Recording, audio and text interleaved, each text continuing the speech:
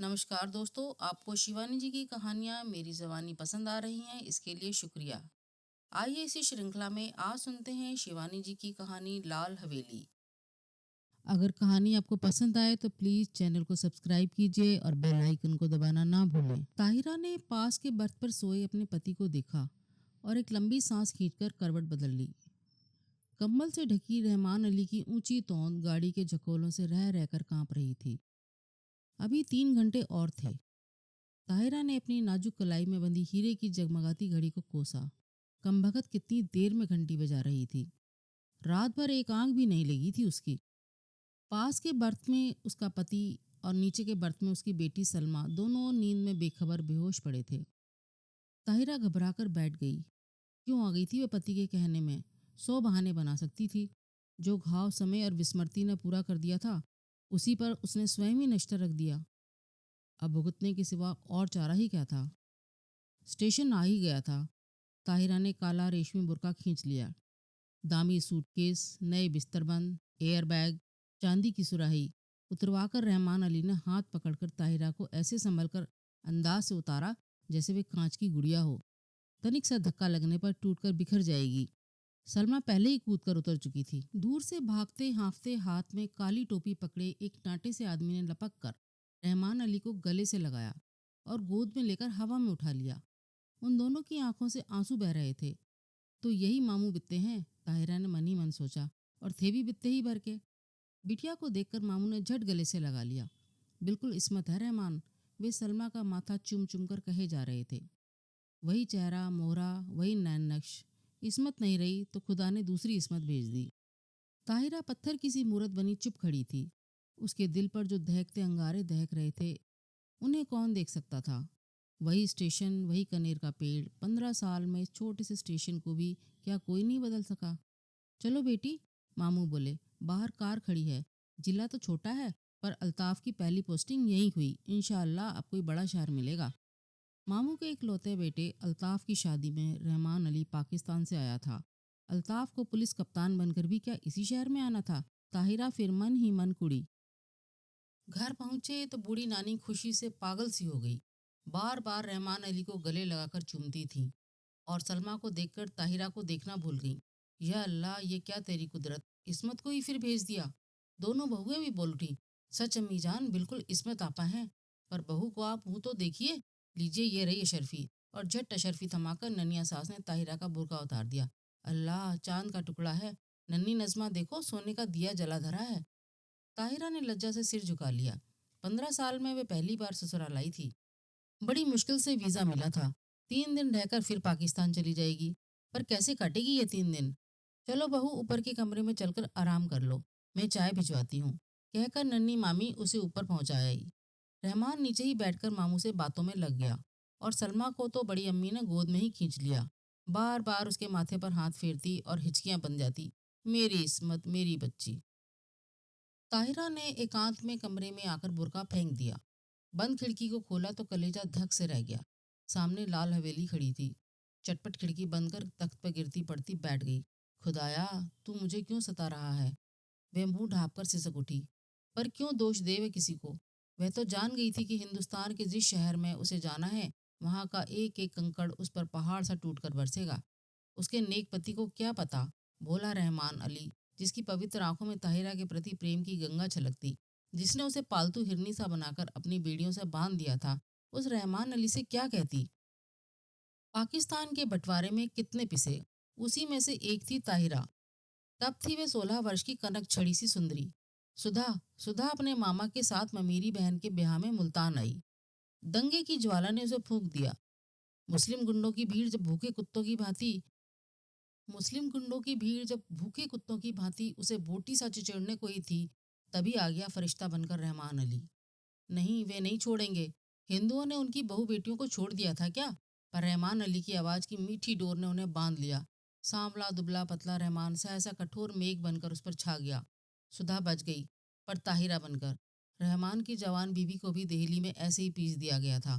वे जान बचाकर भाग आया था। बुझा और घायल दिल लेकर सुधा ने बहुत सोच समझकर, रहमान ने भी दलीलें की, पर पशेमान हो गया। हार कर किसी ने एक दूसरे पर बीती बिना सुने ही मजबूरियों से समझौता कर लिया। ताहिरा उदास होती तो रहमान अली आसमान से तारे तोड़ लाता, वे हंसती तो वे कुर्बान हो जाता। 1 साल बाद बेटी पैदा हुई तो रहा सहा मैल भी धुलकर रह गया। अब ताहिरा उसकी बेटी की माँ थी। उसकी किस्मत का बुलंद सितारा पहले कराची में छोटी सी बजाजी की दुकान थी, अब वह सबसे बड़े डिपार्टमेंटल स्टोर का मालिक था। 10-10 सुंदरी एंग्लो इंडियन छोकरियां उसके इशारों पर नाचती, धड़ाधड़ अमरीकी नायलॉन और डेक्रॉन बेचती। दुबला पतला रहमान हवा भरे रबर के खिलौने सा फूलने लगा। तौंद बढ़ गई, गर्दन ऐंठकर शानदार अकड़ से ऊंची उठ गई, सीना तन गया, आवाज में खुद ब खुद एक अमरीकी डॉल आ गया। पर नीलम पुखराज से जड़ी, हीरे से चमकती दमकती ताहिरा शीशम के हाथी दांत जड़े छप्पर हट पर जब भी बेचैन होकर करवटें ही बदलती, मार्च की जाड़े से दामन छुड़वाती, हल्की गर्मी की उमस लिए पाकिस्तानी दोपहरिया में पानी से निकलती मछली सी तड़फड़ा उठती। मस्ती भरे होली के दिन जो अब उसकी पाकिस्तानी जिंदगी में कभी नहीं आएंगे। गुलाबी मलमल की वह चुनरी उसे अभी भी याद है। अम्मा ने हल्का सा गोटा टांग दिया था, हाथ में मोटी सी पुस्तक लिए उसका तरुण पति कुछ पढ़ रहा था। घुंघराली लटों का गुच्छा चौड़े माथे पर झुक गया था, हाथ की अधजली सिगरेट हाथ में ही बुझ गई थी। गुलाबी चुनरी के गोटे की चमक देखते ही उसने और भी सिर झुका दिया था। चुलबुली सुंदरी बालिका नववधु से झेप झेप कर रह जाता था बेचारा। पीछे से चुपचाप आकर सुधा ने दोनों गालों पर अबीर मल दिया था और झट चौके में घुसकर अम्मा के साथ गुजिया बनाने में जुट गई थी। वहीं से सास की नजर बचाकर भूली चितवन से पति की ओर देख झट से छोटी सी गुलाबी जीभ निकालकर चिढ़ा भी दिया था। जब वे मुल्तान जाने को हुई तो कितना कहा था उन्होंने, सुधा मुल्तान मत जाओ। पर वह क्या जानती थी कि दुर्भाग्य का मेघ उस पर मंडरा रहा है। स्टेशन पर छोड़ने आए थे, इसी स्टेशन पर। यही कनेर का पेड़ था, यही जंगला। मामा जी के साथ गठरी सी बनी सुधा को घूंघट उठाने का अवकाश भी नहीं मिला था। गाड़ी चली तो साहस कर उसने घूंघट जरा सा खिसकाकर अंतिम बार उन्हें देखा था। वही अमृत का अंतिम घूंट था। सुधा तो मर गई थी, अब ताहिरा थी। उसने अपने कांपते हाथों से खिड़की खोली। वही लाल हवेली थी, उसके श्वसुर वकील साहब की। वही छत पर चढ़ी रात की रानी की बेल, तीसरा कमरा जहां उसके जीवन की कितनी रस भरी रातें बीती थीं। ना जाने क्या कर रहे होंगे, शादी कर ली होगी, क्या पता बच्चों से खेल रहे हों। आंखें फिर बरसने लगी और एक अनजाने मुंह से वे जूझ उठी। ताहिरा, अरे कहाँ हो? रहमान अली का स्वर आया और हड़बड़ाकर आंखें पोंछ ताहिरा बिस्तरबंद खोलने लगी। रहमान अली ने गीली आंखें देखी तो घुटना टेक कर उसके पास बैठ गया। बीवी, क्या बात हो गई? सिर तो नहीं दुख रहा है? चलो चलो लेटो, चलो, मैं कितनी बार समझाया कि ये सब काम मत किया करो, पर सुनता कौन है। बैठो कुर्सी पर, मैं बिस्तर खोलता हूँ। मखमली गद्दे पर रेशमी चादर बिछाकर रहमान अली ने ताहिरा को लिटा दिया और शरबत लेने चला गया। सलमा आकर सिर दबाने लगी। बड़ी अम्मा ने आकर कहा, नजर लग गई है? और क्या। नहीं, नजमा ने दहकते अंगारों पर चून और मिर्च से नजर उतारी। किसी ने कहा, दिल का दौरा पड़ गया है, आंवले का मुरब्बा चटाकर देखो। लाड़ और प्यार की थपकियां देकर सब चले गए। पास में लेटा रहमान अली खर्राटे भरने लगा तो दबे पैरों वह फिर खिड़की पर जाकर खड़ी हुई। बहुत दिन से प्यासे को जैसे ठंडे पानी की झील मिल गई थी। पानी पी पी कर भी प्यास नहीं बुझ रही थी। तीसरी मंजिल पर रोशनी जल रही थी। उस घर में रात का खाना देर से ही निपटता था।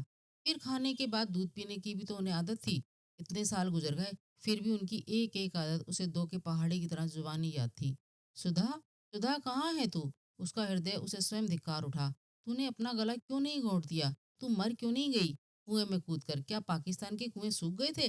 तूने धर्म छोड़ा पर संस्कार रह गए, प्रेम की धारा मोड़ दी पर बीड़ी नहीं कटी। हर तीज, होली, दिवाली तेरे कलेजे पर भाला भोंककर निकल जाती है। हर ईद तुझे खुशी से क्यों नहीं भर देती? आज सामने तेरे ससुराल की हवेली है, जा उनके चरणों में गिरकर अपने पाप धो ले। ताहिरा ने सिसकियां रोकने को दुपट्टा मुंह में दबा लिया। रहमान अली ने करवट बदली और पलंग चरमराया। दबे पैर रखती ताहिरा फिर लेट गई। सुबह उठी तो शहनाइयां बज रही थी। रेशमी रंग बिरंगी गरारा कमीज, अबरखी चमकते दुपट्टे, हिना और मोतियों की चमक से पूरा घर महक रहा था। पुलिस बैंड तैयार था। खाकी वर्दियां और लाल तुर्रम के साफे सूरज की किरणों से चमक रहे थे। बारात में घर की सब औरतें भी जाएंगी।